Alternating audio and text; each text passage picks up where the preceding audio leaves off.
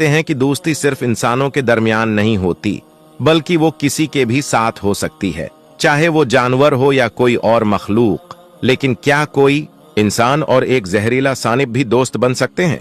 ये सवाल सुनने में ही अजीब लगता है, लेकिन ये कहानी एक ऐसी दोस्ती की है जिसने सबको हैरान कर दिया।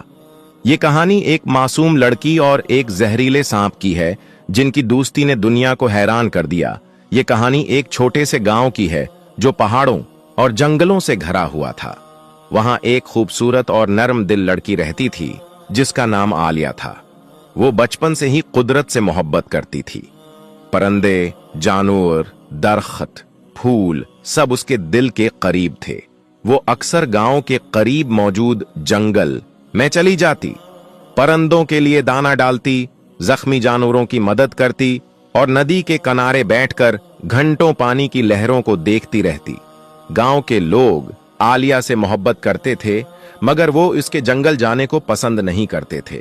उन्हें डर था कि कहीं जंगल के खतरनाक जानवर उसे नुकसान न पहुंचा दें। मगर आलिया को कभी किसी से खौफ महसूस नहीं हुआ। वो कहती, अगर आप मोहब्बत से पेश आओगे तो कोई भी आपको नुकसान नहीं पहुंचाएगा।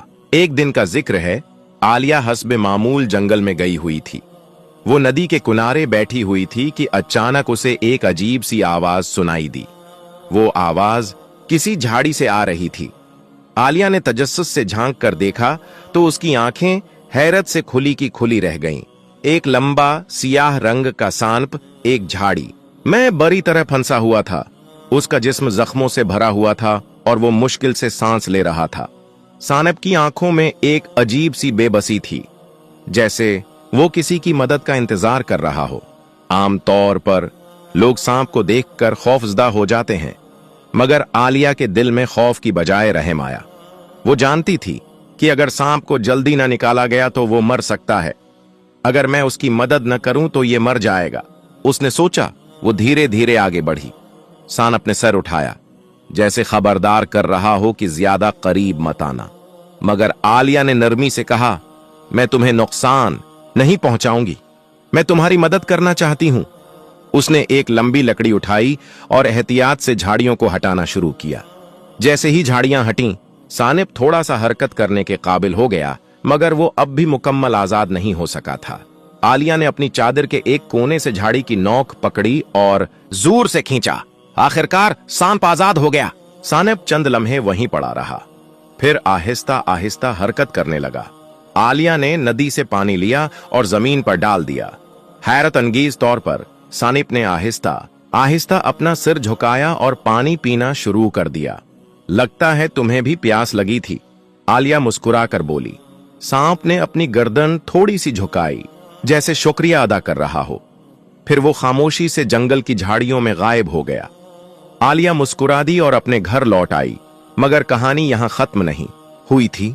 अगले दिन जब आलिया जंगल में गई तो एक हैरान कुन मंजर उसका मुंतजर था। वही सांप नदी के किनारे एक दरख्त के नीचे बैठा था।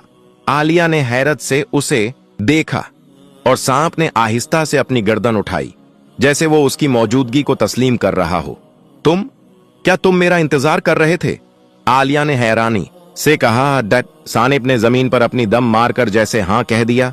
आलिया हंस पड़ी और बोली, लगता है तुम्हें भी मुझसे दोस्ती हो गई।